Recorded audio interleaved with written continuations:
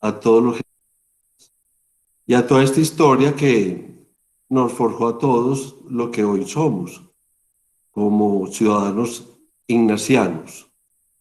Bueno, la pregunta de que como un odontólogo con tanta cosa también es magíster en egiptología. Desde niño fui muy aficionado, muy apasionado por la historia. Cuando comprábamos los libros del colegio, lo primero que yo esperaba era tener en mis manos el libro de historia, o leerlo, porque me encantan los libros, para olerlos y mirar ese libro con gráficas, con fotografías. Era una pasión muy grande. ¿Por qué? No sé por qué esa pasión por la historia. Cuando tenía 10 años, mi mamá nos llevó a todos sus hijos a ver una película muy bella que se llama Los 10 Mandamientos, una película que dura alrededor de 4 horas. Y allá fuimos a verla y yo quedé como flechado, como hipnotizado ante esa grandeza que mostraba la película de esa civilización tan milenaria y tan grande y tan bella. Desde que llegué a la casa después de la película, comencé a rastrear todos los libros que llegaban a mí, comenzando por la famosa enciclopedia Collins en inglés. Creo que la hojeé de principio a fin, todo lo que tenía Egipto. Y así me iban regalando libros sobre Egipto, los tíos, mi mamá, en fin, el Tallo del Niño Jesús, etcétera. Y me fui apasionando inmensamente, profundamente por el tema de los faraones. Ya con el correr de los años hice algunos cursos.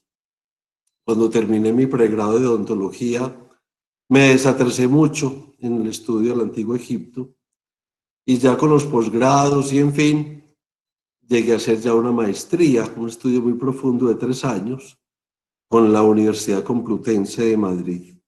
Era un sueño hecho realidad, ser magíster en egiptología. Antes de la maestría viajé a Egipto y pude constatar toda esa pasión y todos los conocimientos que tenía, que los había adquirido casi que por modo propio, y vi que sí, que estaba preparado, y ya cuando regresé al tiempo hice la maestría. Entonces es una pasión inmensa que tengo desde entonces. Y la pregunta que yo me hago, no solamente con la egiptología, sino con la historia en general, es por qué me apasiona tanto. Y me apasiona tanto porque la pregunta que me he ido como resolviendo es cómo ocurrió todo esto en el caso concreto del Antiguo Egipto y yo no estaba ahí para vivirlo. ¿Cómo es posible que yo no había nacido y que nací miles de años después y yo no estaba ahí y ya había hombres en el territorio del actual Egipto y ya construían pirámides y ya hacían esfinges y ya adoraban a dioses y yo no estaba ahí? Es como esa pregunta obsesiva es la que me lleva a mí a estudiar el Antiguo Egipto y a ahondar en otros temas como la España del siglo XVI, como la historia de Antiguo. Y yo no estaba ahí. Es para yo poder estar ahí y ser partícipe de esa historia, es que estudio la historia. Es cuando yo me conecto con la gente que ya murió y que hizo todo eso y que yo hubiera querido estar ahí, con el estudio es como me conecto. Me Un momento, por favor, señor Ricardo, que alguien compartió pantalla ¿Sí? y ha quitado su presentación de acá ya. Ya estamos de nuevo con usted aquí. Entonces puede continuar con la charla, por favor. Y les pedimos a todos, por favor, tener sus cámaras apagadas para mejorar el ancho de banda porque la conexión no está muy óptima el día de hoy. Continúe, señor Sí. Ricardo, qué pena. Perfecto. Entonces vamos a adentrarnos al antiguo Egipto, al Egipto faraónico, en sus 3000 años de gloria. Y digo de gloria porque actualmente pues, somos muchos los egiptólogos en el mundo que apasionadamente nos dedicamos a eso, a esa fascinación de ese Egipto que, como ustedes ven en la diapositiva, en esta hermosa ostraca en piedra caliza de una de las tumbas, era el sueño del habitante del antiguo Egipto, un territorio que no se llamaba Egipto en ese tiempo, sino el país de Kem o Kemet, el país de la Tierra Negra. Esa Tierra Negra que traía el río Nilo, el único río que tiene Egipto, llena de pantano después de las lluvias en Etiopía. Llegaba ese río lleno de pantano y a mediados de junio comenzaba a subir su nivel e inundaba todas las riberas de Tierra Negra. Entonces, esta era la ilusión del habitante del antiguo Egipto que después de morir anhelaba resucitar en un valle como el del río Nilo formaba y en una primavera eterna. Y vemos aquí entonces cómo este habitante, en este caso Nebamón, al lado de su esposa y de su hijo, en una pequeña barcaza hecha de papiros, idealizaba su vida en el más allá, cazando ocas con el boomerang, el gato cogiendo las ocas por sus alas, toda la fauna, toda la flora de las riberas y del valle del río Nilo y del delta, antes de sus aguas en el Señor Mediterráneo. Ricardo, Dime. tengo por aquí varios comentarios porque cuando la persona compartió la pantalla, su pantalla dejó de estar fijada para las demás personas, entonces muchos no están viendo su presentación adecuadamente. Yo le pido mil disculpas y paciencia, entonces lo que vamos a hacer es volver a compartir pantalla. Abajito dice dejar de presentar o dejar de compartir. Entonces vamos a salir de aquí, pues de compartir pantalla y a volver a hacer el proceso que acabamos de hacer. A ver, tu pantalla es visible para los demás. Entonces vamos a darle volver a dejar mostrarte. De compartir. Exacto. Dejar de compartir pantalla. Y vamos a volver a iniciar. Señor. Dejar de compartir pantalla o reanudar presentación. Reanudar presentación, por favor. Y les pedimos a los demás participantes que eviten estos procesos porque nos retrasan también y nos interfieren en la conversación. Siga, señor Ricardo, y vuelva al PowerPoint para presentarnos las diapositivas. Perfecto. ¿Qué tal ahí? Perfecto, señor Ricardo, puede continuar. Bien, voy a retroceder una. Les decía que el habitante del antiguo Egipto pensaba toda la vida en su muerte para resucitar en el más allá e ir al cielo, al valle de Cañas, y tener allá una vida placentera, como lo muestra esta imagen de la tumba de Nebamón, en donde él se muestra con su familia, con su esposa, con su pequeño hijo en esta embarcación por aguas del río Nilo, en medio de esta exuberancia de papiros, de lotos, de ocas, de pajaritos, de gatos. Era una obsesión en la religiosidad del antiguo Egipto resucitar para la eternidad. Volemos, vamos a Madrid desde Colombia, y desde ahí tomamos un vuelo que nos lleva al Cairo, ¿no?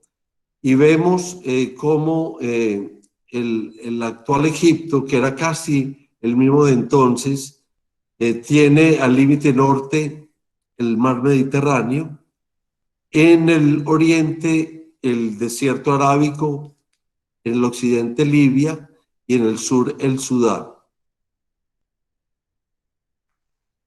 Y en esta foto de satélite vemos cómo el río Nilo va cabalgando desde sur a norte y se abre en un gran delta en la desembocadura del río, en el delta con el Mediterráneo. Esta foto es muy importante para ver todo el impacto del río Nilo y la tierra fértil que hace ese río Nilo y que se abre en abanico en el delta. De tal manera que el delta del río Nilo, así como el valle del Sinú de nosotros, son los dos sitios más fértiles del planeta, valle del río Sinú y el delta del río Nilo. Ese río Nilo que viene desde el sur y que cuando ya entra a Egipto une sus dos ramas, el río Nilo Blanco, que viene desde el centro de África, y el Nilo Azul, que viene desde las montañas de Etiopía. Cuando ya se juntan Un momento, por favor, señor Ricardo, que alguien volvió a presentar pantalla. Y voy a identificar quién es la persona, porque eso nos está interrumpiendo. Simplemente le pido volver a reanudar presentación, por favor. Clara, creo que es Carlos Arturo Fernández. Carlos Arturo Fernández es un buen amigo mío.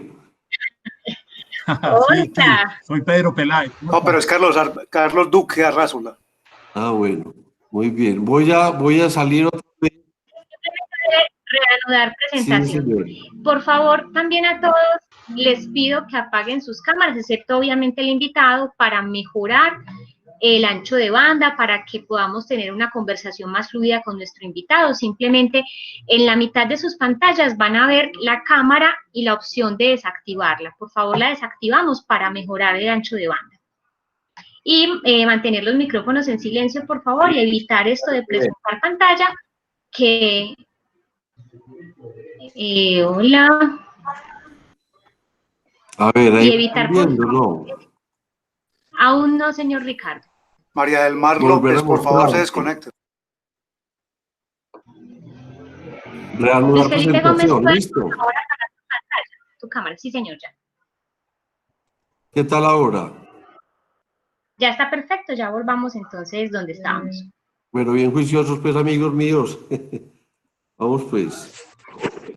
Yo iba a decir eso, que en la medida que no interrumpamos la presentación, pues la hacemos mucho más ameno, claro, fluida y para más no ameno. estar interrumpiendo. Adelante, Ricardo.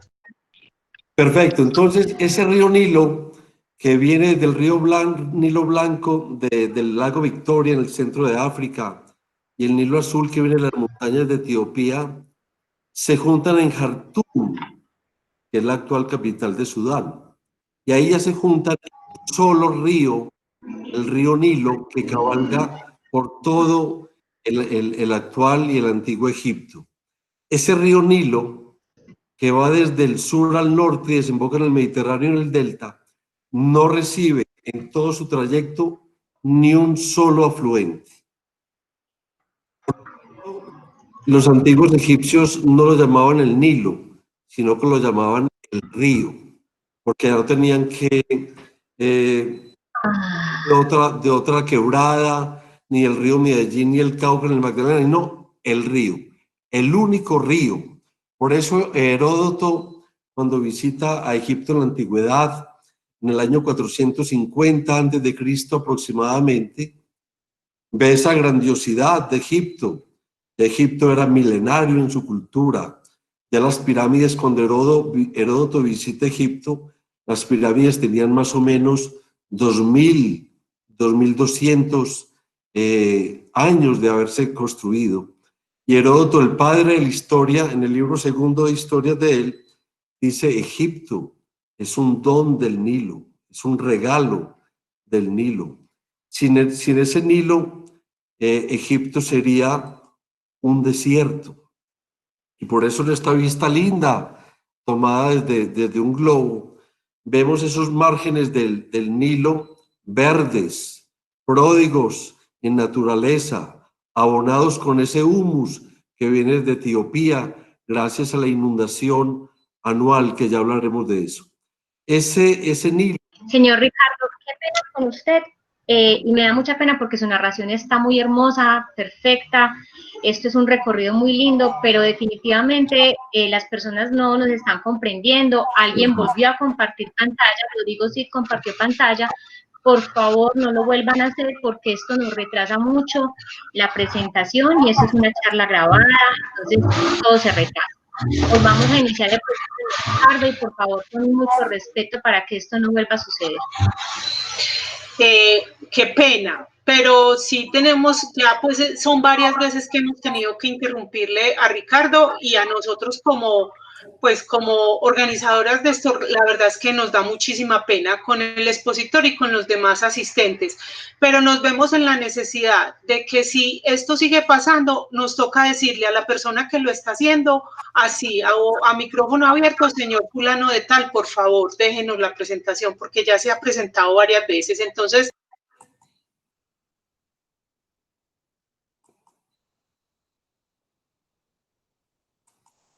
No, señor Alonso, Alonso Vélez nos dice que el host puede bloquear las pantallas.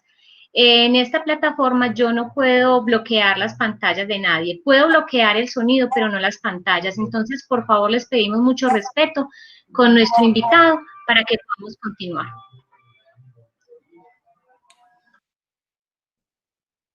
Ahí están, me están viendo. Señor, pero vamos entonces al PowerPoint y por favor evitemos estos procesos de nuevo. A ver, es que ya me estoy desperdiendo. Bueno.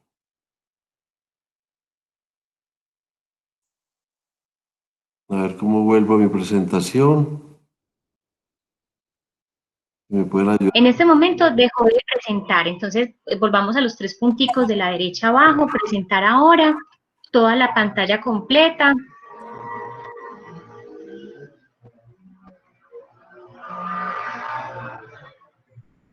Ahí estoy. No, todavía no. ¿Ya? Recuerde darle clic al recuadrito negro, al botón de compartir en azul y ya ahí nos da.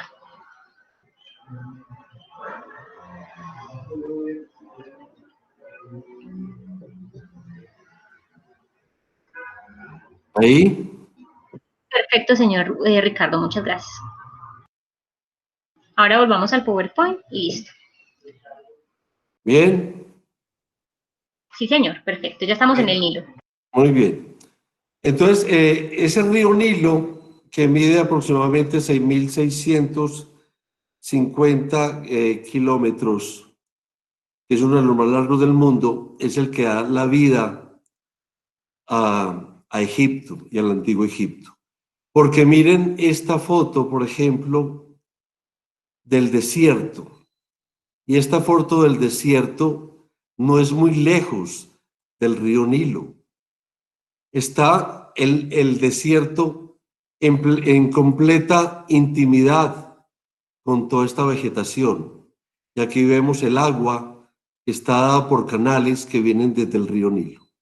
Es decir, el habitante del antiguo Egipto tiene 3 parámetros en su vida que son el río Nilo, el desierto que es la muerte, y el término de Cheret, que en términos del antiguo Egipto es un término antiguo que viene a nosotros desde el antiguo Egipto y se acerca en el copto de Cheret, que significa en vocablo del habitante del antiguo Egipto, tierra roja, y de ahí viene el nombre desierto, significaba para ellos la muerte. Entonces, el lago del Nilo, el desierto, la muerte, y el sol con el agua, la vida. Esos 3 parámetros crean toda la cosmogonía y pensamiento del habitante del antiguo Egipto. En la antigüedad, el país de Kemet, el antiguo Egipto para nosotros, eran 2 países. Y ellos hablaban del Alto y del Bajo Egipto. El Alto, que es la parte baja del mapa, venía desde el sur hasta donde más o menos es hoy el Cairo, y en tiempo faraónico Memphis, la capital del reino antiguo, y del Cairo de Memphis hasta la desembocadura, el Bajo Egipto.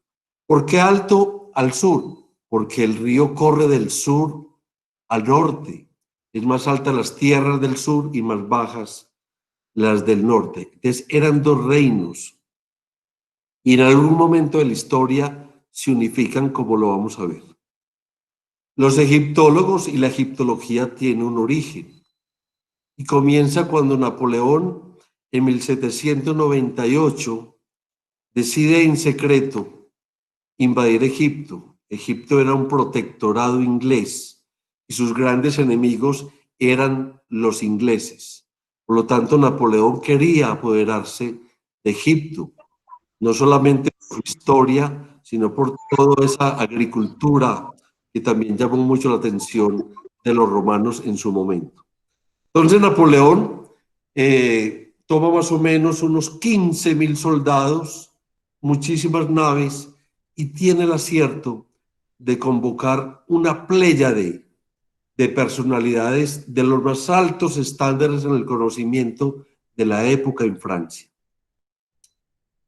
Así que reúne agrónomos, lingüistas, arqueólogos, expertos en medicina de la época, arquitectos, pintores, para ir creando no solamente una invasión militar, sino un levantamiento de todo lo que es Egipto en ese momento. Esta hermosa fotografía de esta pintura de Louis Le Jeune de 1806 nos muestra esa famosísima batalla al frente de las pirámides, donde Napoleón fila a todos sus 15.000 hombres y esos 150, 160 personajes de los altos estándares de la cultura, los fila y frente a las pirámides y frente a la esfinge del Gizeh, les dice: soldados, 20 siglos de historia os contemplan. Ante la mirada silenciosa y atenta de la esfinge, Napoleón tiene el acierto de rendir casi que un homenaje a la cultura del antiguo Egipto y muestra toda su tropa con reverencia ante esos inmensos vestigios de los faraones. En cierto momento, cuando Napoleón, que finalmente es derrotado por Nelson en las aguas del Mediterráneo, haciendo unas barricadas, los soldados de Napoleón en toda la desembocadura de una de las bocas del río Nilo, en Rosetta, unos soldados construyendo un muro de piedra, encuentran esta hermosura que es la dama del Museo Británico de Londres, que es la famosa piedra de Rosetta. Y los soldados tienen el acierto de contemplar esa piedra que mide más o menos unos 80 centímetros de alto por unos 65 de ancho, y ven al desempolvarla que tiene 3 grandes renglones, y hablan con su capitán, el capitán Bouchard, y le dice: capitán, mira lo que hemos hallado. El capitán ve que es algo importante, se lo da a los científicos de Napoleón y empiezan entonces como a hacerle facsímiles y a empezar todo un proceso largo de desciframiento de la piedra. Finalmente, Napoleón es derrotado por Nelson, como les decía, y uno de los grandes robos de la historia o de botín de guerra es quitarle a Napoleón muchas de las cosas que él había recogido para llevar a París, y entre ellas la piedra de Rosetta. Por eso la piedra de Rosetta no está en el Museo del Louvre, sino que está en el Museo Británico, tomado como botín de guerra de Napoleón. Pasan los años y en 1822, después de que muchos científicos han bregado a descifrar los jeroglíficos, es Jean-François Champollion, un tipo muy joven de entonces, que sabía hablar inglés, francés, árabe, varias lenguas, hindúes, español, latín y copto, que es el resultado actual de la lengua de los faraones. Comienza con un proceso lento y minucioso que ahorita lo vamos a hablar para dar un poquito de claridad, y descifra en noviembre de 1822 la piedra de Rosetta y con ella crea la gramática de los jeroglíficos. Y al dar la gramática a la Academia de Bellas Letras de París, en ese momento comienza la egiptología. Porque recordemos que la historia comienza con la escritura.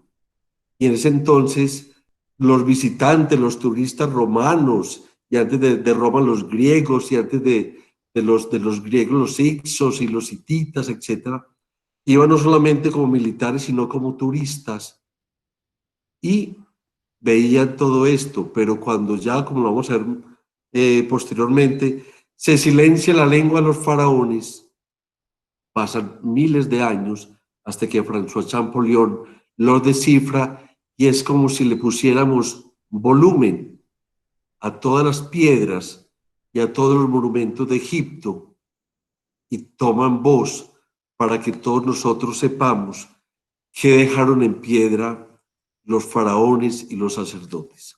Y comienza entonces con Champollion y su gran obra, la gran descripción de Egipto, que yo la tengo, hermosísima, una egiptomanía que se riega por toda Europa y especialmente en Francia y en Inglaterra. Uno de los grandes programas era: te invito esta noche en París para que desenrollemos una momia que me acaba de llegar en barco. Entonces empieza un tráfico de momias por todo el Mediterráneo hacia Europa, y también a ocurrir entonces muchas tragedias arqueológicas. Era destapar momias, era toda esa mitología que surge del misterio de Egipto, el polvo de momia, el elixir de la eterna juventud.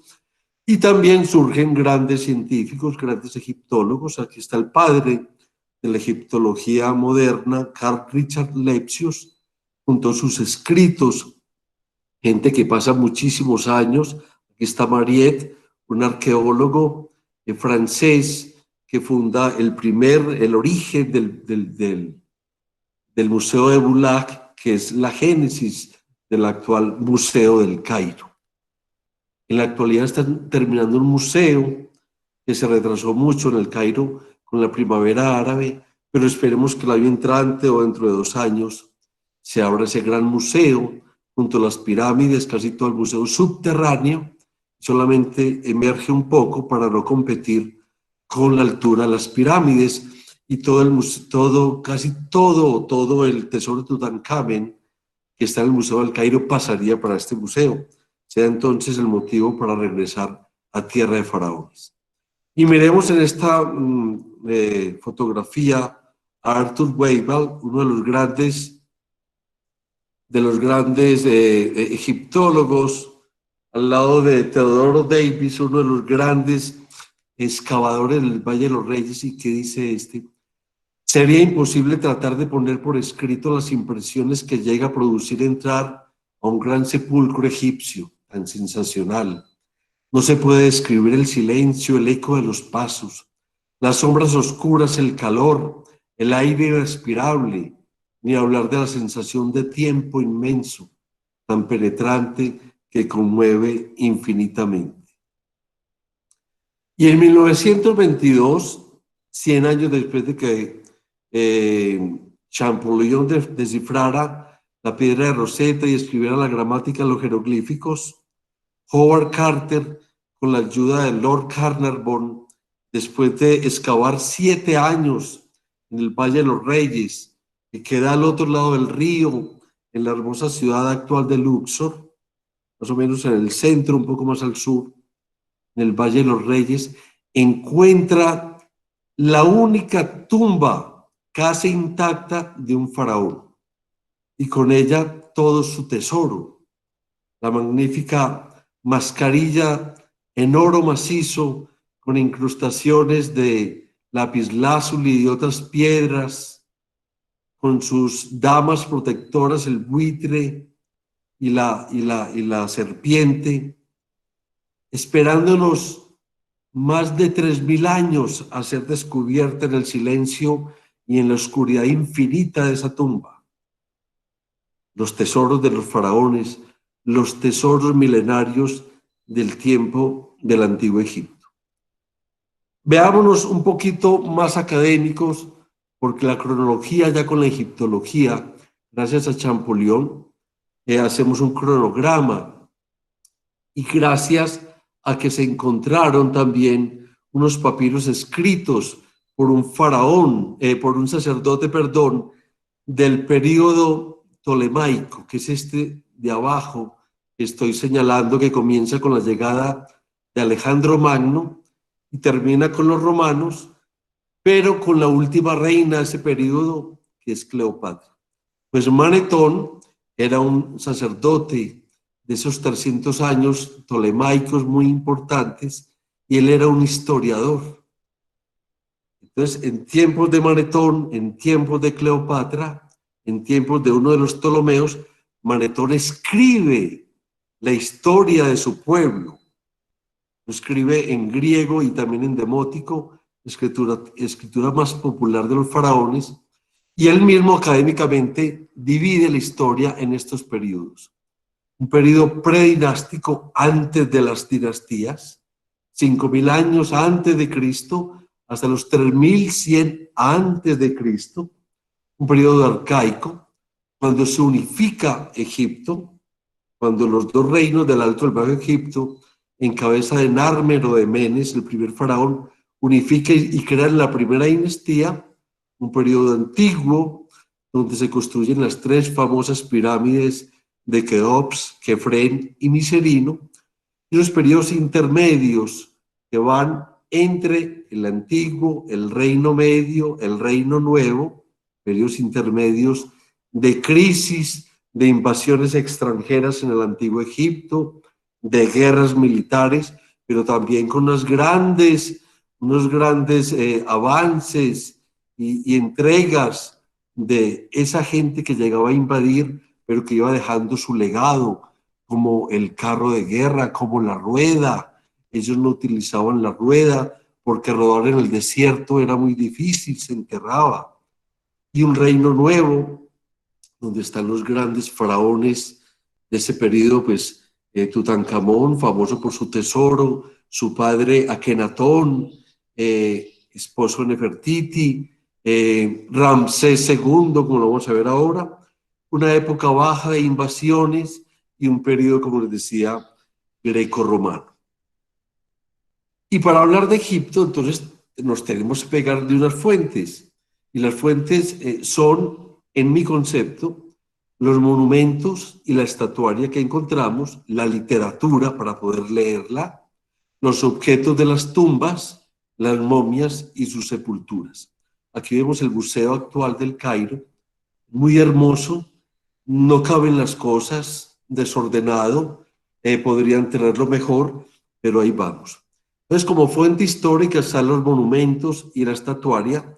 Esta fotografía, miren, que no alcanzo a abarcar la cúspide de la pirámide de Keops, se derrama en su inmensidad, en sus millones, 2,5 millones de bloques de caliza. Y miren aquí estas bellas pirámides de Keops y de Kefren, y la más pequeña, que no está en la foto, de Miserino, y algunas accesorias. En Egipto hay más de 100 pirámides.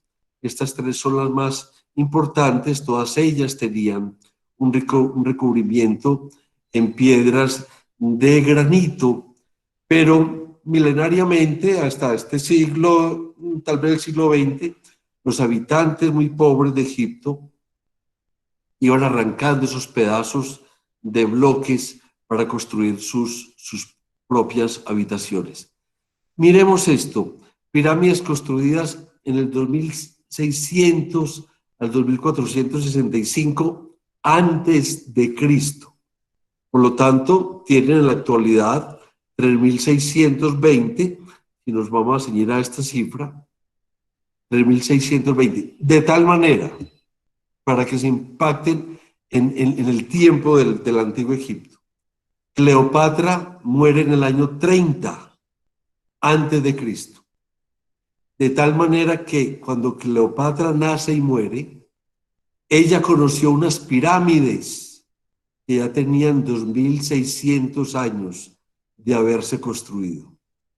De tal manera que Cleopatra está más cerca a nosotros, 2050 años, que a Keops y a Kefren, los constructores de las pirámides y de la Esfinge.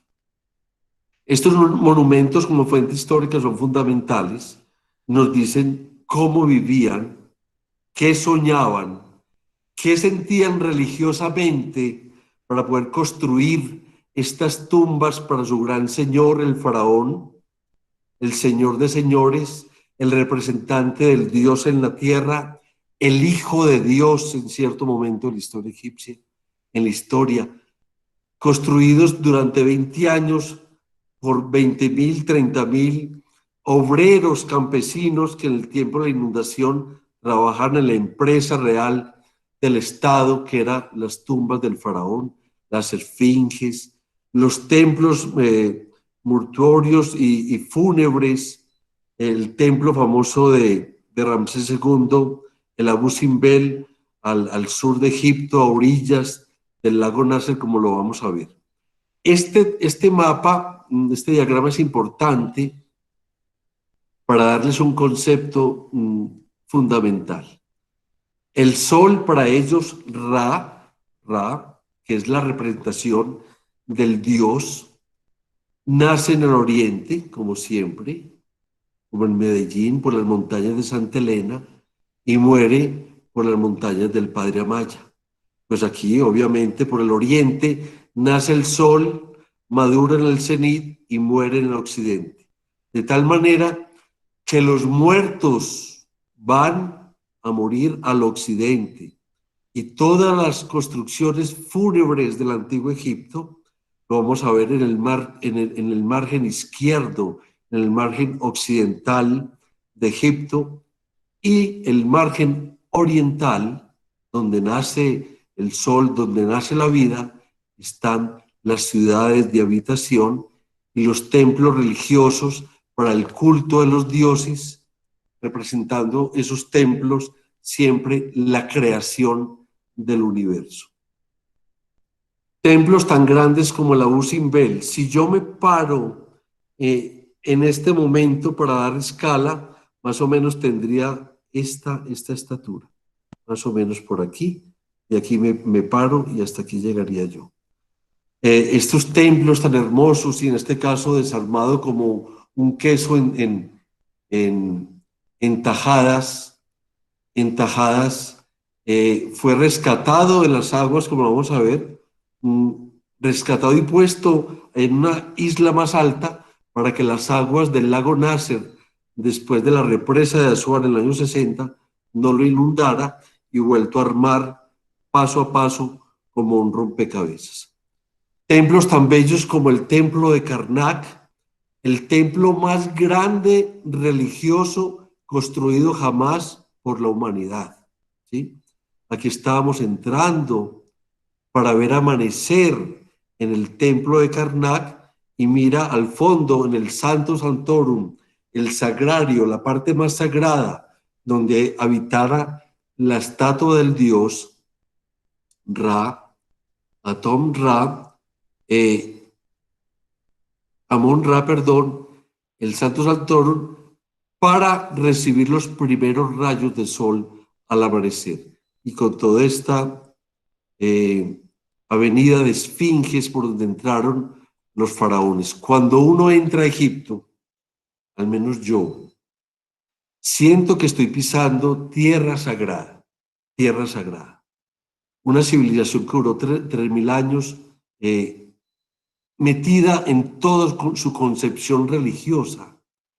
Entonces uno tiene que andar despacio, saboreando por donde transitaron los faraones y los sacerdotes, con toda su concepto religioso y con todo el respeto que lo amerita. Ahorita mencionaban a Carlos Arturo Fernández, no sé si me está escuchando y viendo, un saludo a Carlos Arturo, gran amigo, doctor en artes y compañero mío de viaje. Este es Carlos Arturo. Aquí estamos entrando al templo de Ábidos, el templo de Seti I, el templo que comúnmente el turismo no va, templo bien importante, en donde está una de las listas reales escrita en la pared de los reyes que vivieron hasta que hicieron esa lista real de Ábidos. Para llegar allá fuimos escoltados por ejército, evitando entonces el terrorismo que todavía azota a todos estos países lastimosamente. Como fuente histórica estamos en monumentos, el templo hermoso de Dendera, dedicado a la diosa Hathor, la diosa madre, la diosa protectora, ya en periodo romano, está en un estado de conservación supremo porque fue tapado por las arenas del desierto. Y por eso Egipto entonces se conserva tanto, porque es un país donde no llueve, salvo algunas lluvias mediterráneas en Alejandría y algún torrencial cada 100 años en el Valle de los Reyes. De resto, en este momento estoy seguro que en el Cairo están las estrellas, están sin nubes, no llueve, entonces la resequedad, la ausencia de lluvia y las arenas han permitido que todo esté seco, no haya humedad, no haya gérmenes, no haya moho, entonces todo se conserva como si todo fuera un regalo para la humanidad y todo lo estuviera aguardando. Miren estas hermosas estatuas en una tumba de una mastaba de Rahotep y Nofret, de principios de la dinastía cuarta, tiempo de las grandes pirámides. Miren las facciones de los hombres de mediana estatura, más o menos unos 65, unos 68, su piel más oscura que las mujeres porque estaban en la intemperie, en el sol, los atuendos, las pelucas, los vestidos.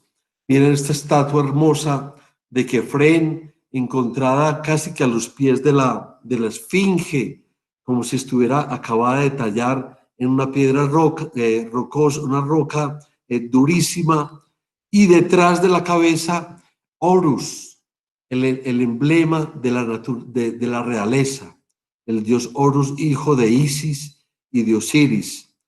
Estatuas como fuente histórica de Ramsés II el Grande, que comienza a ser el faraón entre los 22 y 25 años y muere a los 91 como señor de señores. 3 generaciones nacieron y murieron siendo él el dios en la tierra. Y cómo vemos las diferencias. Esta hierática, hiero significa sagrado, sea quieta, estática, y otra en contraste un poco antes de Ramsés II, Akenatón, padre de Tutankamón, que hace una ruptura religiosa y rompe con todos los cánones religiosos establecidos y crea la religión de Atón, monoteísta, y los cánones no solamente religiosos sino artísticos también lo rompe y muestra entonces un arte más fluido, más sereno, más familiar, más florido, en fin. Literatura como fuente. Señor Ricardo, por aquí Juan Ramiro nos hace una pregunta y es si Ramsés es el Ramsés que conocemos en la Biblia que le tocó a Moisés. Exactamente. Ese es el Ramsés de la Biblia. Aprovecho aprovecho este brexito porque usted saludó a Carlos Arturo hace unos minutos y sí. Yo quiero decirle a usted y a los asistentes que a Carlos Arturo lo vamos a tener también en este espacio el próximo viernes 28 de agosto a las 4:30 y con él vamos a recorrer la India. Hoy con usted estamos conociendo Egipto y la próxima semana nos vamos a ir para la India con Carlos Arturo. Bueno, adelante, gracias. Un abrazo a Carlos Arturo, que lo estimo mucho y aprendí mucho de él. Y dimos muchas clases juntos de egiptología en Yurupari. Bien, imperdible la charla de Carlos Arturo el viernes. Carlos Arturo es uno de los tesoros que tenemos en Medellín. Y entonces mis respetos y mi homenaje, Carlos Arturo, un abrazo. Literatura como fuente histórica. Decíamos que la historia surge con la escritura. Antes de la escritura es la prehistoria. Por lo tanto, saber leer los jeroglíficos, ponerle sonido y volumen a los templos de Egipto y a los papiros es volver a escuchar a los egipcios hablarnos, a los sacerdotes y a los edictos reales. Y un personaje de la literatura es el escriba, porque en Egipto todo se escribía, porque la escritura era el lenguaje de los dioses. Y cuando hablaba el faraón, hablaba el mismo Dios, y eso había que dejarlo plasmado en papiro, en madera, en cuero o en piedra, que es lo que más nos queda. Por eso, cuando en la película de los 10 mandamientos ya descubren que Moisés es un hebreo y a él se entrega la causa hebrea, Seti I, su padre adoptivo, delante de Ramsés, que va a ser el sucesor de Seti I, tan herido dice, y que borren a Moisés de todos los templos, que borren su nombre. Y borrar su nombre era matarlo, era decir, no existe. Y por lo tanto, todo lo contrario, lo que yo escribo es lo que va a existir. ¿Sí? Por eso en la cosmogonía religiosa, cuando el ave Venu da su graznido y se escribe ese graznido, en la escritura del graznido se está poniendo qué es lo que se va a crear y qué es lo que no se va a crear. Por lo tanto, la escritura está diciendo que es un lenguaje de vida. En el Museo del Louvre está este famoso escriba sentado con esas incrustaciones en los ojos. Y como decíamos ahora, Champollion descifra los jeroglíficos con base en la piedra de Rosetta, con sus conocimientos de copto y con muchos más papiros que le llegan, de tal manera que comienza a cotejar y a quitar por ensayo y error. Y aquí tiene eso y en copto dice lo otro. Y veo que en la piedra de Rosetta, veo que hay, la piedra de Rosetta tiene tres renglones. Jeroglífico, jeros es la escritura sagrada, demótico, la escritura del pueblo, es decir, como una cursiva del jeroglífico, y abajo griego antiguo.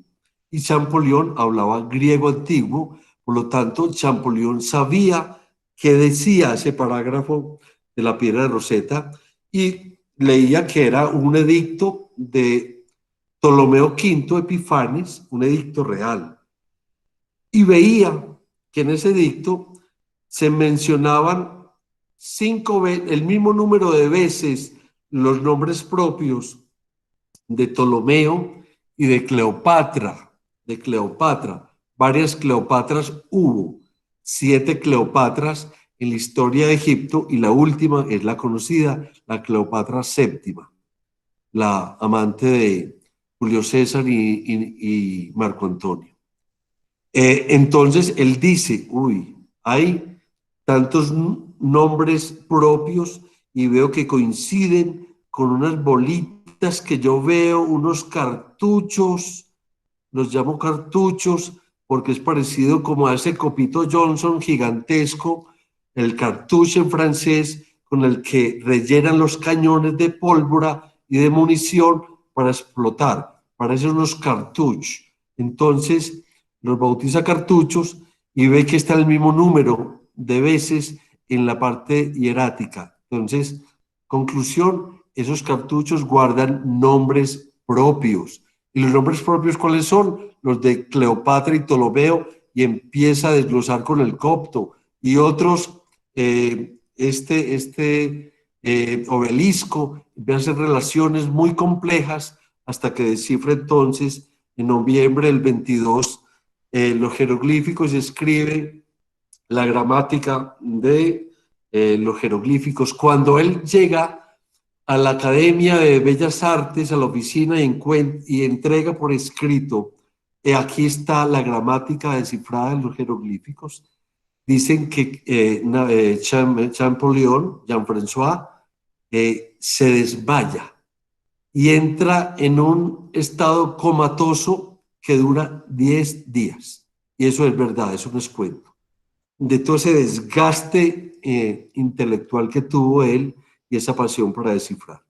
Entonces, él ya va a Egipto, hay unas fotografías geniales, unas pinturas geniales de Champollion con una antorcha leyendo, recién arribó a Egipto, los jeroglíficos más al sur, porque solamente una pirámide tiene escritos, la pirámide de Unas, el resto no tiene escritos, pero en estos templos de más al sur está lleno de toda la historia, y él empieza entonces a ponerle voz a la historia del antiguo Egipto y con ella a crear la egiptología. Jeroglíficos en todas partes de Egipto, en madera, en cuero y en papiro, y este personaje importante que gracias a él conocemos de la lengua egipcia porque lo escribió. Miren que aquí hay como una cursiva, ya no como la anterior, que era como lo que conocemos de una manera más compleja. Es imposible escribir de corrido esto, en cambio esto ya es más fácil de escribir y ya van haciendo como letras. La serpiente se va convirtiendo entonces en una S, etcétera, etcétera, etcétera. Y se escriben poemas y se escriben textos sapienciales muy importantes que nos llegan como estas sabiduría de Tajhotep, de la dinastía quinta. Dice Tajhotep, le escribe a su hijo, que va a ser también un gran funcionario: hijo, deberías hablar solamente cuando estés seguro de conocer el tema. Aquel que habla en un consejo debe ser un artífice de la palabra, y hablar es la más difícil de las tareas, y solo honra al hombre que la domina perfectamente. Sé prudente cuando abras la boca. Lo que pronuncies debe ser relevante de tal manera que los hombres poderosos que te escuchen digan qué hermosas palabras fluyen de su boca.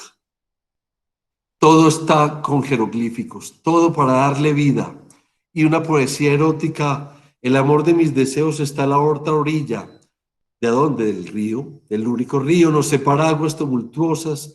Un cocodrilo acecha en las aguas poco profundas. Me deslizo en el río y camino para cruzarlo. No temo la profundidad ni temo los cocodrilos.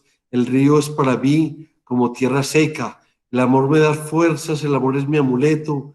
Miro mi corazón ansioso, ella está delante de mí. Y en ese erotismo continúa: qué delicia, mi amor, bajar contigo al río. Espero ansiosa el momento que me pidas que me bañe ante ti. Me hundiré en el agua, saldré llevando un pez rojo. Se sentirá feliz en mis dedos y lo podré entre mis senos. Ven, amor mío. Esto es súper tenaz porque nos está hablando un enamorado que vivió hace más de 3.000 o 4.000 años. Lo escuchamos, no eran primitivos, era gente civilizada. Egipto fue el primer estado de la historia, estado en el concepto de tener unos límites precisos, unas ciudades concretas, unas divisiones territoriales que se llamaban nomos o departamentos, y un rey, un señor gobernante y soberano de todo el país, porque las otras ciudades del Oriente Medio eran ciudades-estados, que Sumeria, que Ur de Caldea, que Jericó, que otras, pero el concepto de estado como hoy lo conocemos, de reino, con sus divisiones administrativas, El primero en la humanidad fue Egipto. Pasan los años, se cae ya Egipto, muere Cleopatra, Egipto es una provincia romana, y siguen los años y fluye la figura de Constantino el Grande en el imperio de Bizancio, en el imperio romano de Oriente. Y Constantino se da cuenta que la mayoría de su pueblo ya es cristiano, comenzando por su mamá, Santa Mónica, Santa Sofía. Entonces, Constantino se convierte, Mónica la de San Agustín, se convierte al cristianismo y crea una serie de edictos donde la religión del imperio es el cristianismo.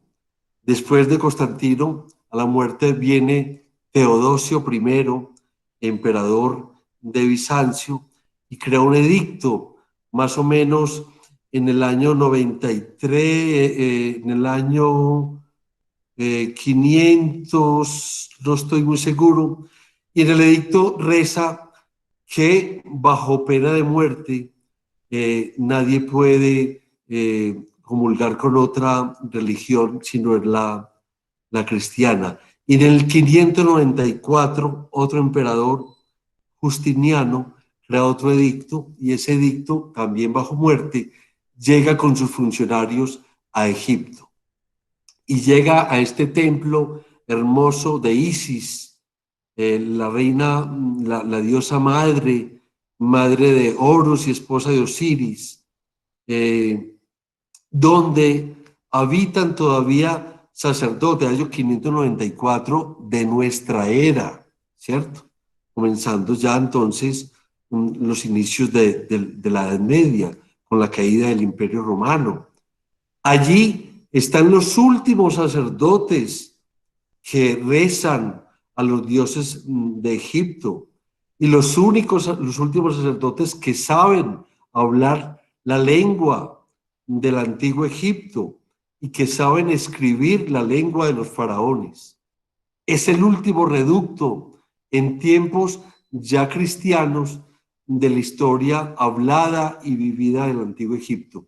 Y allá llegan los sacerdotes, los funcionarios de Justiniano en el 594 y asesinan a todos los sacerdotes, hieren las pirámides del templo, quitándole para ellos la magia de la diosa maga Isis para quitarle poder, porque Isis se había adentrado en el Imperio Romano y era venerada como una diosa protectora. Dicen algunos, en algunas teorías, que el concepto de virginidad de María viene desde Isis, cuando Isis en muchas estatuas está cargando a su hijo Horus. Es esa similitud religiosa de la madre Isis y la madre María con Jesucristo tiene un sincretismo religioso muy, muy interesante. Vamos a ver cuando muera nuestros papas, el emérito y el actual, y si recordamos el entierro de Juan Pablo II y mucho más atrás, Pablo VI en el 78, con sus mitras y sus sarcófagos, es decir, sus ataúdes, vamos a ver que hagan de cuenta el entierro de un faraón. El concepto religioso de papa viene desde el antiguo Egipto, con sus atuendos de las dobles coronas del Bajo y Alto Egipto que posaba sobre la cabeza de los faraones. Templo Isis sobre la isla del Nilo, que también lo sacaron, lo rescataron para no ser inundado por las aguas del lago Nasser, donde en el 594 mueren los últimos sacerdotes de la religión egipcia y se acalla hasta 1822 las voces del antiguo Egipto, y donde en este hermoso templo, Carlos Arturo y yo tuvimos una de las más hermosas conversaciones históricas que yo he tenido en mi vida. Y objetos rápidamente que nos ilustran como fuentes históricas: la tumba de Tutankamón, con sus capillas en pan de oro, con Anubis, el centinela de las tumbas, su joyería en oro, en lapislázuli, en todo tipo de incrustaciones, y en estos sarcófagos, miren estas sillas, que todo estaba en la tumba número 62 del Valle de los Reyes, y que uno en la actualidad lo puede visitar. Muebles de la dinastía 19, con sus ánforas de agua, sus camas, sillas casi que de art deco, que a uno lo sorprende que miles de años atrás hubiera ese tipo, esa exquisitez de muebles y esta orfebrería como este brazalete, que es lo único que queda de la tumba de Ramsés II, saqueada totalmente. Nos muestran en las tumbas, entre los muebles, el juego del cenet, que realmente no se sabe exactamente, como un juego de damas, cómo funcionaba, pero se consigue en los mercados de Egipto, pero no, con algunas condiciones para jugarlo, pero nunca se supo realmente. Y las momias y sepulturas tan importantes para saber en las momias cómo vivían, qué comían, cuánto medían, de qué murieron, de qué se alimentaban, y esas tumbas que guardan estas joyas del pensamiento del más allá, ¿qué quiero en el más allá? Esta hermosa tumba de Senetjem, de Seti I, en el reino de Seti I, en Deir el Medina, unos pequeños barrios construidos de obreros en la margen occidental, junto al Valle de los Reyes, los obreros que ahí vivían para construir estas tumbas construidas no en pirámides, sino en el fondo del acantilado rocoso del Valle de los Reyes. Y lo que vemos aquí, miren, es el río Nilo y sus canales. Todo era el río Nilo. Heródoto, el río Nilo en Egipto es un don del Nilo. Todo gracias a esos canales que vienen desde el río y que nos alimentan esa tierra negra que da el nombre de Kemet, gracias a la inundación anual del río. Por ello sembramos con mi mujer, cosechamos, y luego al morir en una barca por la autopista del río Nilo, hacia el más allá, al lado de los dioses, a resucitar en el Valle de Cañas, en el cielo. La tumba de Nefertari, que no se puede visitar porque junto con la tumba de Seti I, las capillas sixtinas del arte egipcio, pues las tienen guardadas y no se pueden visitar. He escuchado que en alguna parte, no estoy seguro, había una réplica, no sé si en Madrid, no la conozco, de la tumba de Seti I para poder ser visitada. Y en esas momias, como la de Seti I, perfectamente conservada, en este caso Seqenenre II, uno de los reyes que comienza con él el reino nuevo, un reino, una época importante, pero nos muestra en este caso que murió en batalla con un hachazo, ¿sí? Entonces, por ejemplo, la Universidad de Manchester en Inglaterra, que tiene una colección de más de 80 momias, han hecho estudios profundos. Esos estudios se consiguen, nos muestran, por ejemplo, que sufrían de ateromatosis, o sea, arteriosclerosis, arterias cubiertas por grasa, no comían azúcar porque no comían azúcar refinadas, sin embargo ya había enfermedades con sus restos de materia fecal, sabemos qué comían, de qué morían, en la estatura, en fin, en este caso Ramsés II, señor de señores, que muere más o menos en el año 1290, alrededor de esa fecha, más o menos a los 91 años, muere y están los estudios de una infección dental de un molar. Yo tengo los estudios que muestran las radiografías. Uno de mis profesores de ortodoncia, el profesor Arthur Story, canadiense, fue invitado con un grupo de científicos a hacer el análisis en París en el año 76 y declara él que la septicemia final de muerte, la causa, fue una infección originada por un absceso dental. Esa muela no se la sacaron, se la trataron, están todos los escritos de cómo los dentistas de la época trabajaban, el jefe de dentistas, trabajaba la muela para no extraérsela hasta que finalmente murió de esa infección. En el año 76, la momia sale por primera vez de Egipto en unas cajas especiales en madera, protegidas en avión, y llega a París en una tarde fría. Dicen que cuando la abrieron, esta mano que estaba perfectamente cruzada con la derecha, la izquierda, al cambiar de temperatura y humedad, la mano se levanta, cruje por un fenómeno físico, no por nada más, no por maldiciones ni esas cosas. Fue recibido esta momia que ustedes ven con honores militares en uno de los aeropuertos de París. Señores, honores militares al señor de señores, faraón Ramsés II. Y si ustedes se meten en la National Geographic, están los videos como, por respeto a su civilización, reciben a Ramsés II en París con honores como el señor de señores de la época, Ramsés, hijo de Ra. Eso significa Ramsés.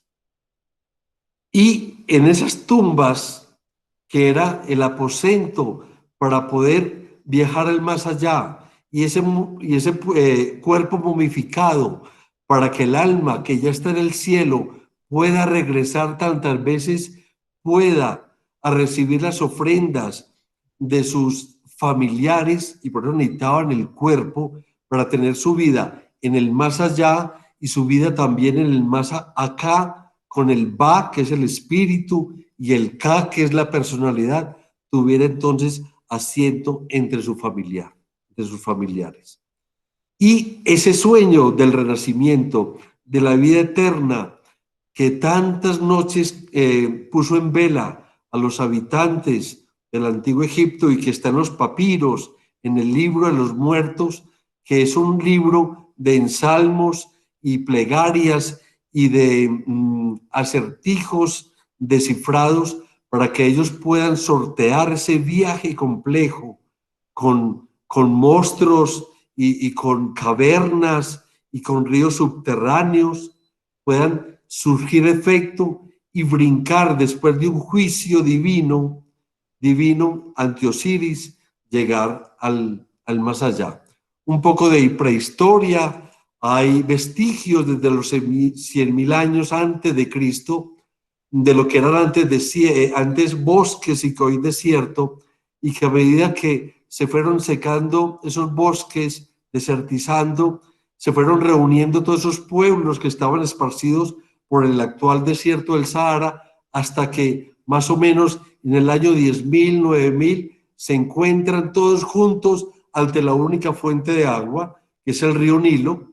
Entonces, ¿qué vamos a hacer? Estamos todos juntos y esta es la fuente de agua. Nos tenemos que organizar o si no nos morimos. Y quien unifica, ya lo vimos en la cronología, quien unifica a Egipto es Menes o Narmer alrededor del año 3100. Él vive al sur de Egipto, en el Bajo Egipto, y es entonces el que gobierna el agua de Egipto por todos sus canales y toda su metodología, a punto de estos mecanismos, el chaduf, que todavía se utiliza, y por norias, que todavía se utilizan, y por canales. Pero entonces es Narmer quien va a gobernar el agua, y el que gobierna el agua es aquel entonces que gobierna Egipto. Al gobernar el agua hay más cosechas, hay más alimentación, hay más vitalidad, hay más riqueza, se conforman ejércitos, se invade el norte y en batalla, como lo vemos, domina el norte, y con esa dominación, esta paleta de Narmer, que es la primera pieza que nos recibe en el Museo del Cairo, muestra cómo con la corona del Bajo Egipto, Narmer domina al Alto Egipto, y unifica en el Embés, muestra cómo en estos dos cuellos de este monstruo unifica a Egipto gracias a que controla el Nilo, que es la fuente para poder tener estas producciones ricas en agricultura, en grano y en vegetales, de todo, cebollas, nabos, tamaringos y las famosas palmeras datileras.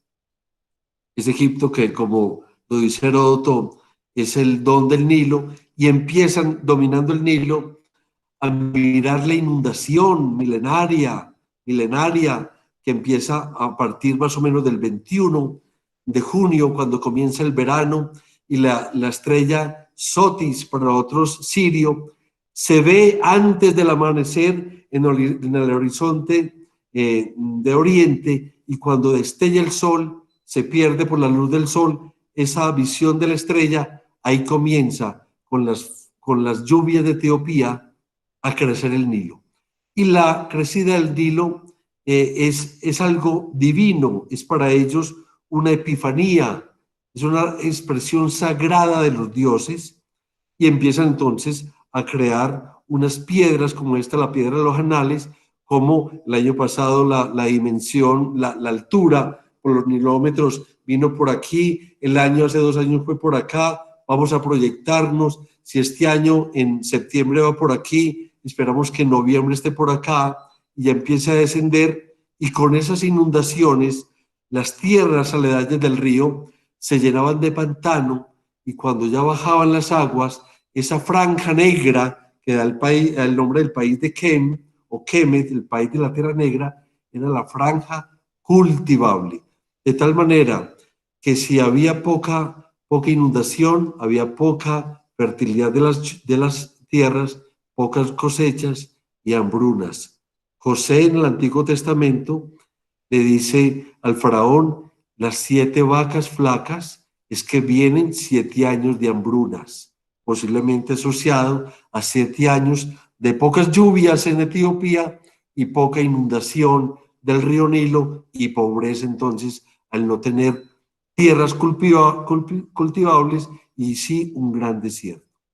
Y con esa fertilidad empieza entonces a tener Egipto, con esa dominancia del río, prosperidad, y empiezan a construir en la dinastía tercera, Sócer, la primera gran construcción de la humanidad que está en pie, en piedra y en pie, la pirámide escalonada, que es la génesis de las pirámides actuales.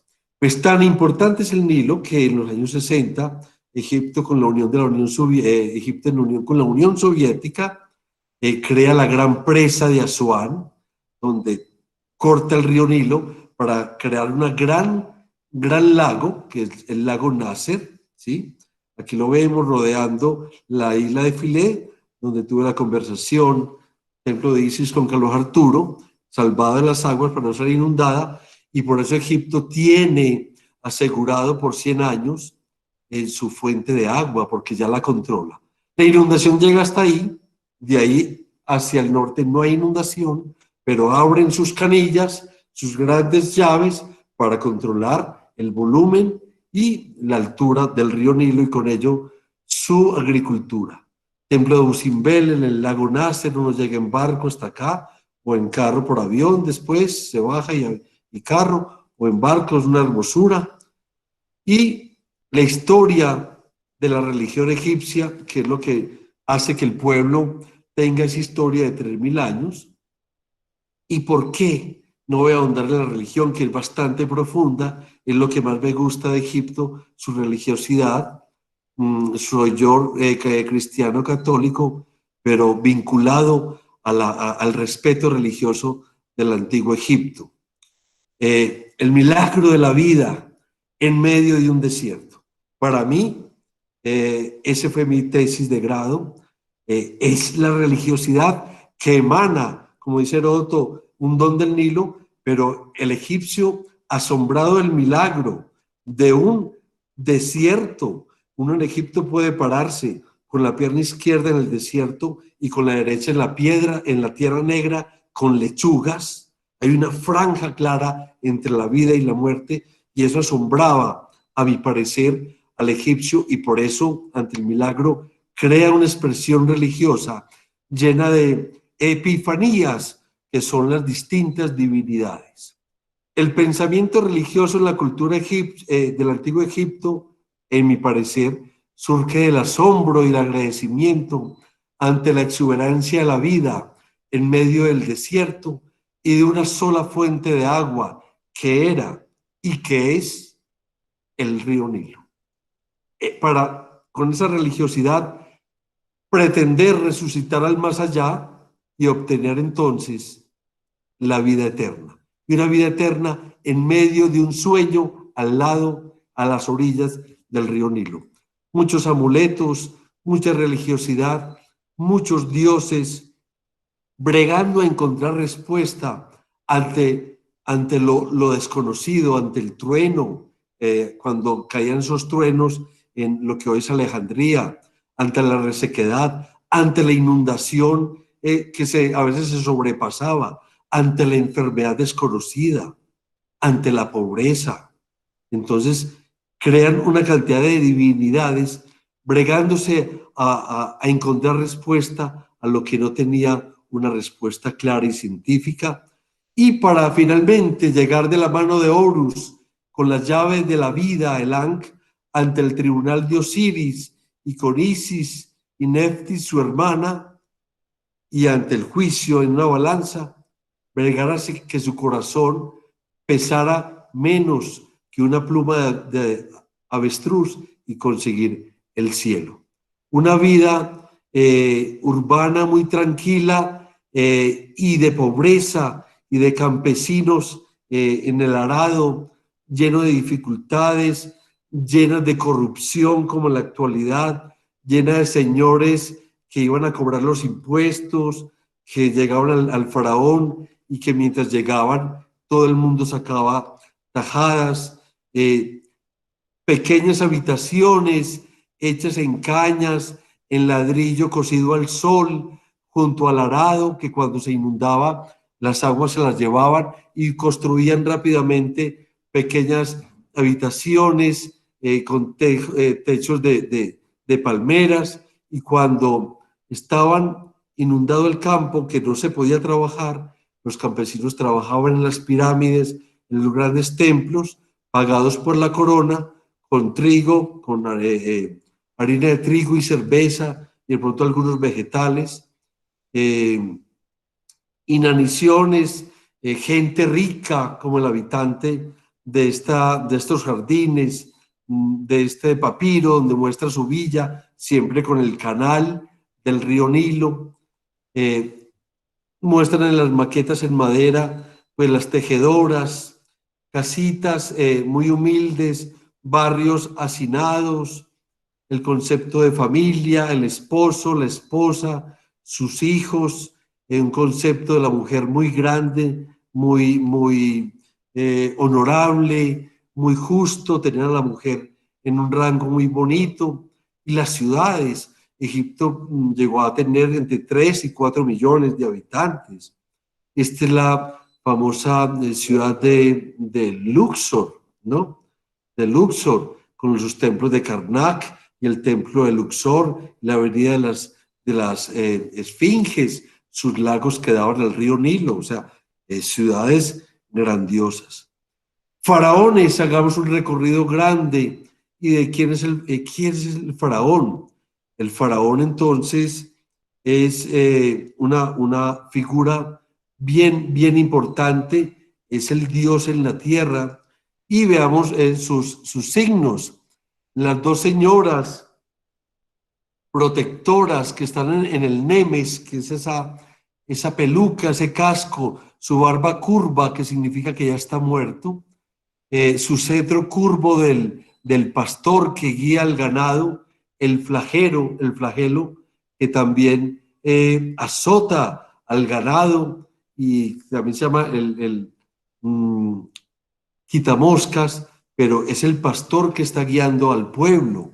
Y aquí vemos el nombre de entronación cuando nace, el nacimiento, el nombre de entronación, la corona del Alto Egipto y del Bajo Egipto, ¿sí? Que se las ponen ya como señor de las dos tierras, de los dos países, las diosas protectoras, su barba ceremonial, está vivo, está recta, y la cola de toro significando el poderío. El signo del faraón, que es Horus, el nombre de faraón viene de farao, y farao significa palacio. El señor que habita el palacio es el faraón. El Serey, que es el primer signo escritural del rey del antiguo Egipto. Y el faraón es el Dios en la tierra, es el Horus, es el hijo del Dios. Y aquí Horus, como signo de la realeza, le da toda su vitalidad en el Ankh, que es la llave, no la cruz, es la llave de la vida. Y las funciones del faraón es el equilibrio cósmico, que todo esté en orden. Eso se llama Ma'at, que es un principio fundamental. Es el garante de la inundación, de la agricultura, por supuesto. Es el juez de los hombres, es la representación del Dios en la tierra, es el dueño de la tierra hipotéticamente y de los animales, y es el jefe del ejército. Es entonces también, como mostraba, es el principio del orden, es la Ma'at, que es una diosa, más que una diosa, es un principio, es una epifanía sagrada de unas funciones fundamentales. Cuando uno rompe la Ma'at, uno entra en pecado, y cuando uno entra en pecado, se siente triste, porque rompió su equilibrio. Son conceptos que también el cristianismo va tomando de una sabiduría milenaria muy bella. Hablemos de algunos faraones, un recorrido rápido. El primer faraón que unifica, Menes. La tercera dinastía, Soser, que construye la pirámide escalonada. Keops, no traigo una figura de él porque la única que hay es una figurilla de 7 centímetros en el Museo del Cairo, pero construye la gran pirámide de 249 metros de altura, que multiplicada por 1.000.000 de kilómetros de la distancia de la Tierra al Sol. Su hijo, Kefren, que construye su pirámide, que lleva su nombre, y posiblemente también esta esfinge tan famosa en la que Napoleón fila a sus soldados y le dice: 40 siglos de historia os contemplan. Y nos brincamos miles de años, en el Reino Nuevo, una faraona muy hermosa y muy especial, la reina Hatshepsut, hija de Tutmosis I, quien construye este hermoso templo que ya está reconstruido. Y aquí el templo de Mentuhotep, 500 años antes de este. Y hago aquí un paréntesis para decirles que posiblemente el año entrante hagamos el primer congreso de egiptología en Colombia, y vamos a invitar a 2 o 3 egiptólogos, 2 de ellas españolas, un uruguayo y otros conferencistas colombianos, entre ellos posiblemente esté yo. Y una de ellas está reconstruyendo este templo desde hace mucho tiempo, la egiptóloga Miriam Seco. Bueno, famoso este templo, museo al aire libre, donde albergó en otro tiempo el famoso templo de Amenofis III, padre de Akenatón, de Amenofis IV, y Amenofis IV, padre de Tutankamón, los famosos colosos en tiempos de Carlos Arturo. Encontramos que habían hallado otro coloso metido, enterrado, una cosa de estas, enterrada en la tierra, como si uno llegara al apartamento o a su casa y no encontrara la nevera, se perdió la nevera, busquémosla. Pues un coloso de estos, con la inundación no controlada del Nilo antes de la presa, se hundió porque se reblandeció el piso, y lo encontraron hace 15 años, y con él una serie de colosos. El templo hermoso más rico es construido en Egipto. Sus puertas de 12 metros de alto eran hechas en Electra, una aleación de oro y plata, y plata. Egipto estaba lleno de oro. Le dice un rey Tita a Menofis IV, que le envió una hija, posiblemente Nefertiti.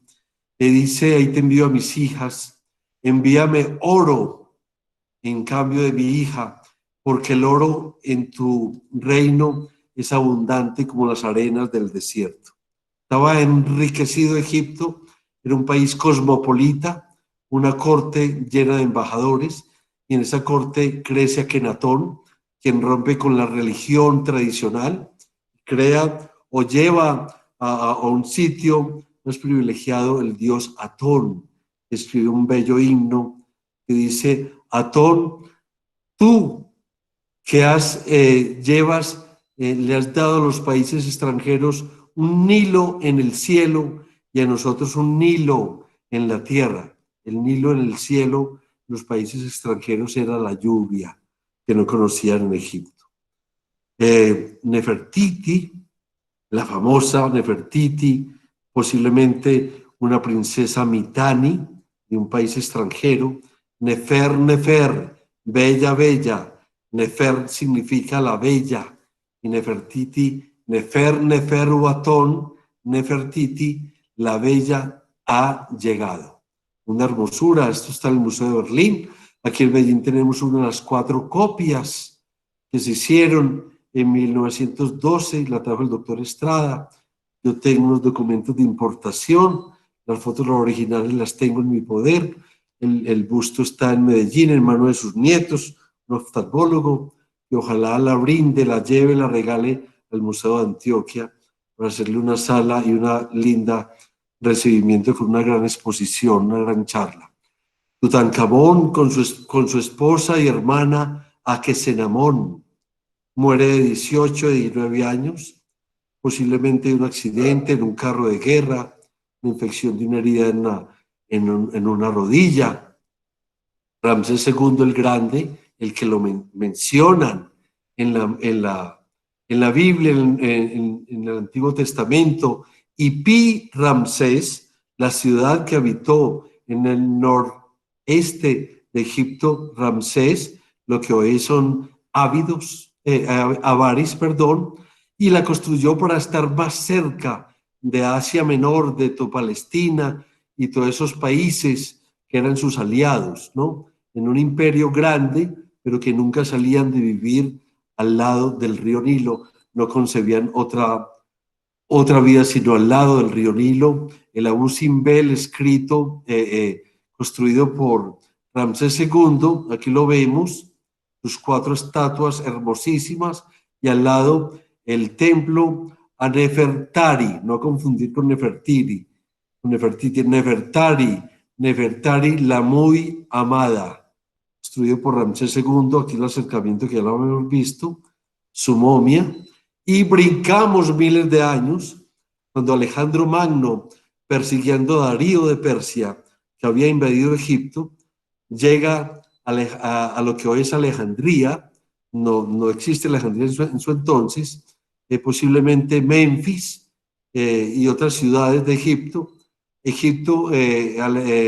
Darío huye, Alejandro es recibido como el hijo de Amón, y Amón es el dios de esa playa de dioses, como el dios principal, dijéramos así, y recibo como hijo de Amón, venerado, funda Alejandría. De las 17 que fundó, la más famosa es la que existe actualmente, y ya después va al famoso oasis de Sigua en el Sahara. Le pregunta a los sacerdotes: ¿yo quién soy? Los sacerdotes pues no tienen otra manera de decir: tú eres el hijo de Zeus y eres el hijo de Amón. ¿Ves? Recibido como un dios, funda Alejandría, y con ello crea la famosa dinastía de los Ptolomeos, que dura 300 años. Fundan en esa Alejandría, en los Ptolomeos, el famoso museo de Alejandría y con el museo La Gran Biblioteca, que ya después, cientos de años, llega Julio César persiguiendo a Pompeyo en una guerra civil. Pompeyo había llegado a Egipto pensando que lo van a recibir con amores y lo traicionan los sacerdotes y Ptolomeo XIII le cortan la cabeza a Pompeyo. Julio César persigue a Pompeyo, llega a Alejandría y le sacan una bandeja con una canasta encima y Felices le dice: ábralo, mira el premio y el recibimiento. Cuando abre encuentra la cabeza de Pompeyo. Dicen que Julio César, que era su enemigo, se pone a llorar y les dice: así no se trata a un general de Roma. Por lo tanto, las tropas de Julio César encadenan a Ptolomeo III, a los sacerdotes y a los militares egipcios.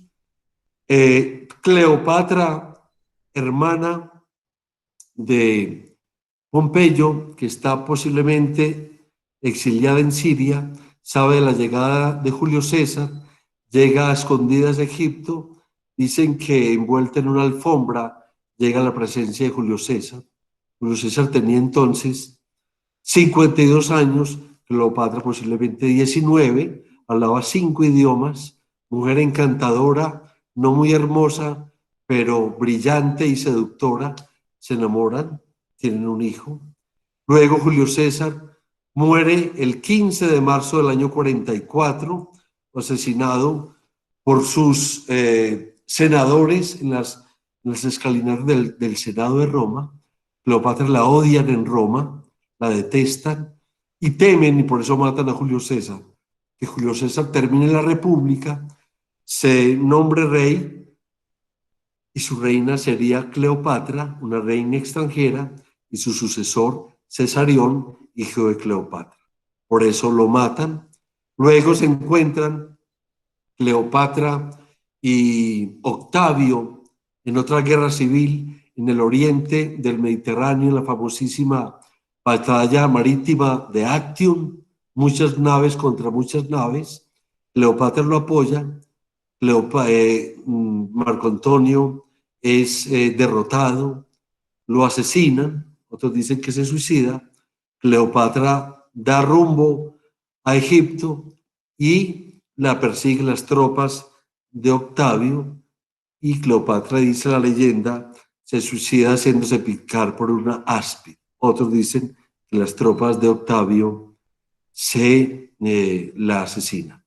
Finalmente Octavio se hace con el poder de Roma con el nombre de el Gran Augusto, primer emperador del Imperio Romano. Hemos hecho un recorrido largo, muy concreto, muy resumido, lo he disfrutado mucho. Es un homenaje a ustedes, mis compañeros de colegio, a todos los ignacianos, a los profesores, a los sacerdotes, a Rogelio, al padre García, a los rectores que tuvimos, a sus enseñanzas, que gracias a ellos, a veces con defectos, pero con grandes aciertos, somos lo que somos. En Colombia somos alrededor de 2.000 jesuitas sueltos, y la pregunta es: ¿qué vamos a hacer con el país? ¿Para dónde queremos que llegue? ¿A dónde lo queremos llevar? Un abrazo a Carlos Arturo, a todos ustedes, y nos volvemos a ver. Muchas gracias. Muchísimas gracias por la conferencia. Ricardo, muchísimas gracias. Por aquí, Un placer.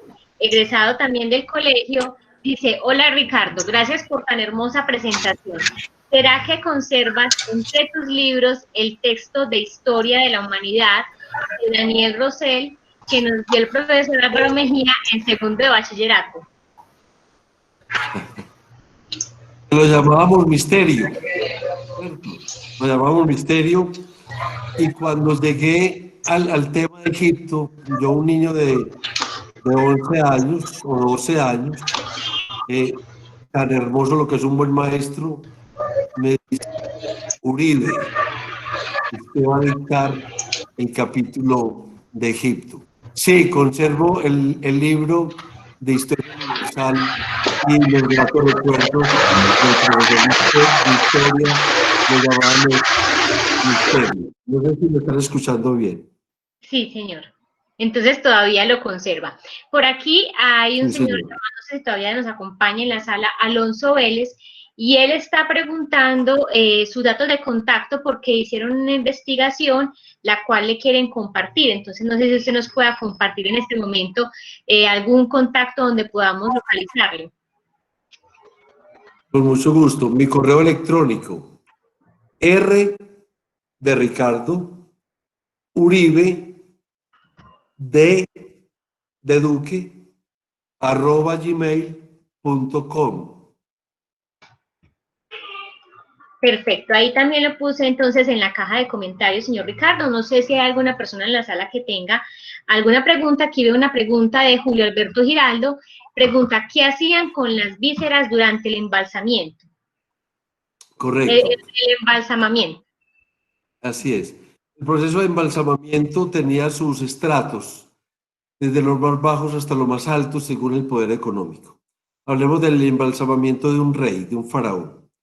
Le hacían una incisión al lado izquierda en el abdomen y por esa incisión extraían las vísceras, estómago, intestino delgado y grueso, vaso, hígado, riñones, esófago y el corazón.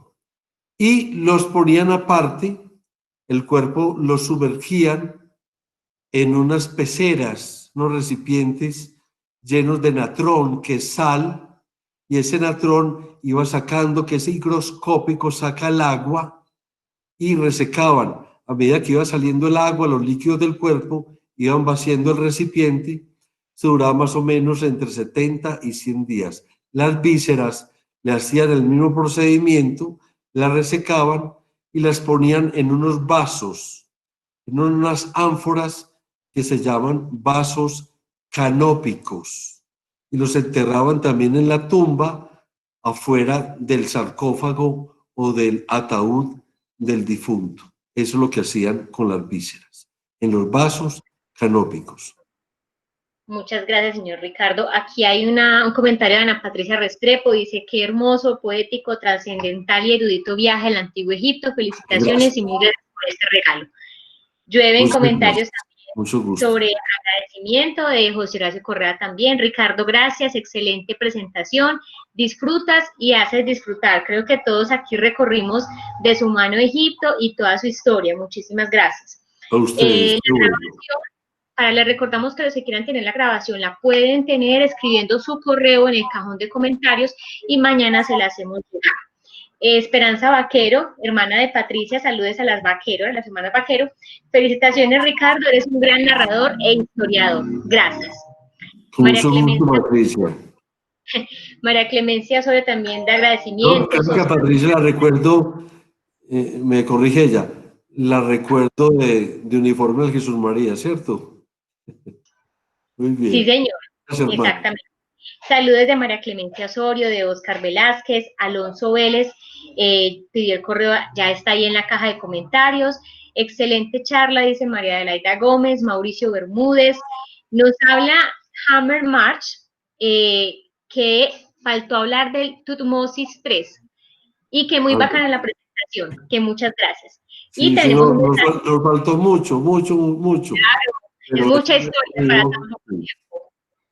Igual queda abierta la invitación para una próxima charla, señor Ricardo, para ampliar más de este tema. Y aquí hay un saludo de Carlos Arturo Fernández Uribe. Gracias, Ricardo, por tus generosas referencias. Muchísimas gracias. En este momento no veo aquí como más comentarios al respecto. Aquí hay una pregunta de Hammer Max. ¿Por qué los integrantes de la expedición de Howard Carter murieron repentinamente después de abrir la tumba? Bueno, sí. El primero que murió fue su patronizador, Lord Carnarvon. A los días, él se estaba afeitando, y al afeitarse, se rasuró una picadura de zancudo y se le y murió de una infección. Y así fueron muriendo varios. Y entonces ahí surge la maldición de Tutankamón por haber abierto la tumba. Sin embargo, se han hecho estudios estadísticos y profundos que desmienten tal maldición. Fueron coincidencias muy curiosas, pero como les digo, con los estudios estadísticos, fueron muchos más los que no murieron por la maldición, que después murieron de viejos, entre ellos el descubridor principal, Howard Carter. Por lo tanto, se ha desmentido la maldición de Tutankamón. Muchas gracias por aclararnos esta duda. Tenemos una pregunta de Alejandro Tirado. Ricardo organiza excursiones a Egipto. Si las organiza, que él sea el guía. Y aquí tenemos a Ramiro muchos tours por hacer a través del mundo. Mira, Santiago de Compostela y ya ahora Egipto. Sí, correcto. Yo no he llevado excursiones. Quien ha llevado muchas excursiones es Carlos Arturo y lo hace bastante bien. Me han dicho mucho, mis compañeros de grado me han dicho, y es muy probable que de pronto cuando las cosas se organizan, el año entrante hagamos una excursión llevada por mí, con un curso previo para que apreciemos con mucho más conocimiento las cosas en su sitio. Pero bueno, es una posibilidad que dicha. Bueno, señor Ricardo, que así sea, y ahí le dejo a Juan Ramiro la inquietud para que hagamos alianzas futuras. Claro que sí. Tengo que agregarle a Jaime Gallego antes de la intervención de Juan Ramiro, y lo voy a hacer tal cual, así que pido excusas. Muchas gracias, Chiri. Tal como te conocimos y compartimos en el colegio, sigues siendo un apasionado por la historia. Ahora sí, Juan Ramiro, te dejo la palabra. A mí me dicen Chiri y me encanta que me digan Chiri. Chiri, Ricardo, muchas gracias por habernos acompañado en esta noche. No, hermano, a ti por invitarme.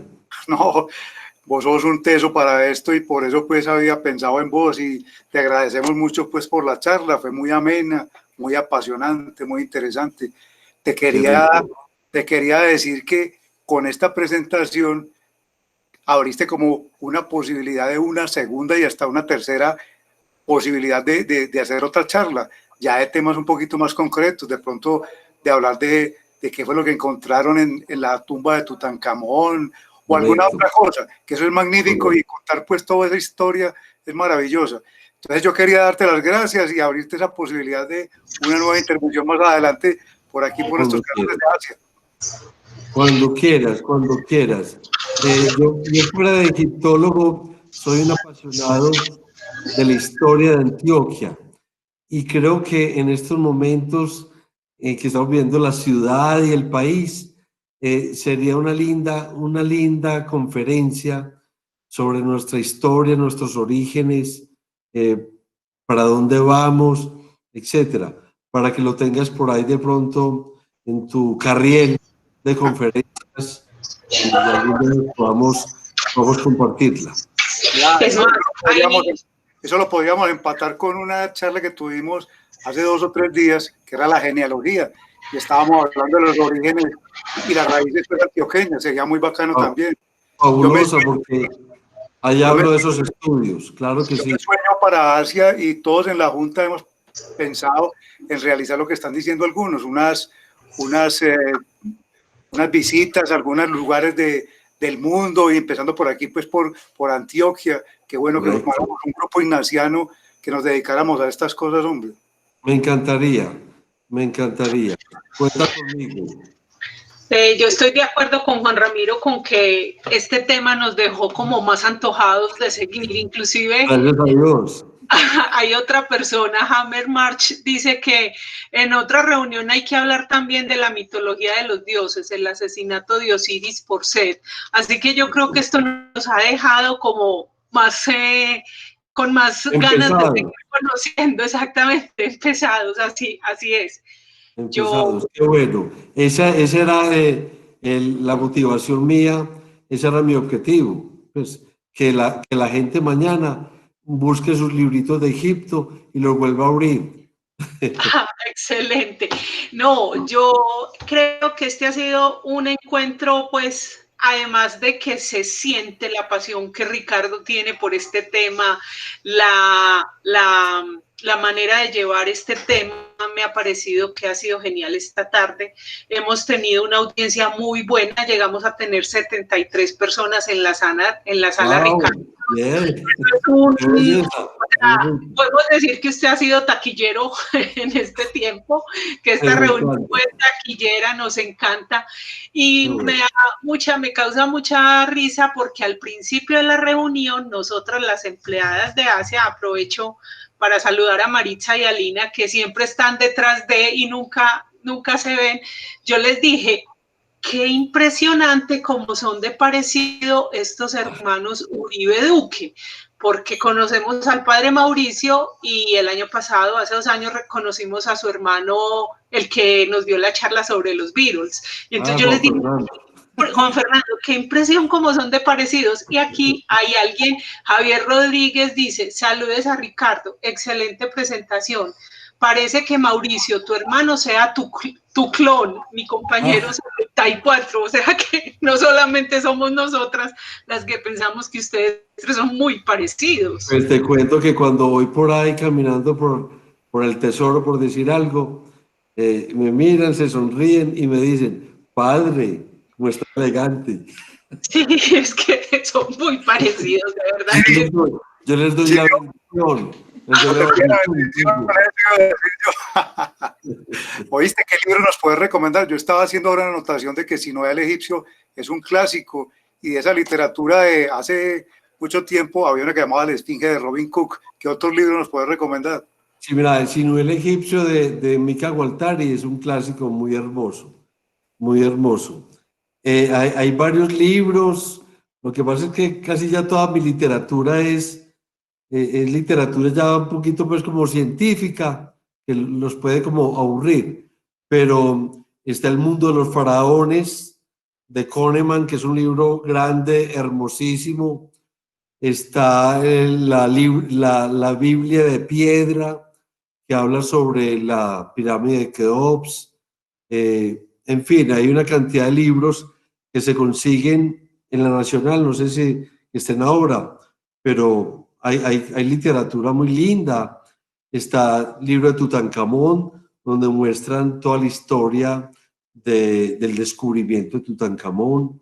En fin, hay mucha literatura muy grata, muy bonita. Sí. Excelente, Ricardo, muchísimas gracias. Aquí hay una última pregunta y es ¿cuándo se construyó la pirámide acodada? Sí, la pirámide acodada la construyó Snefru, con ese, Snefru. Snefru en la dinastía, principios de la dinastía cuarta, comenzó a hacer una serie de pirámides, casi que experimentos.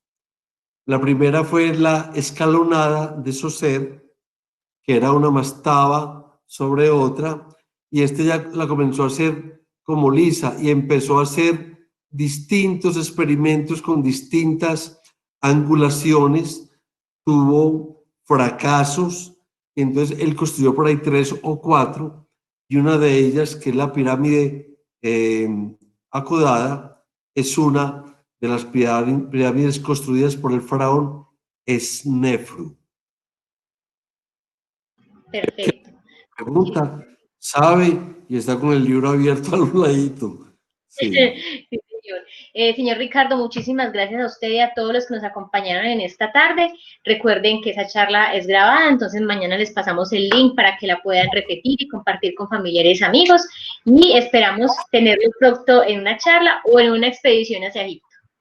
Qué dicha. Un abrazo para todos y muchas gracias a ustedes. Ricardo, encantador este encuentro.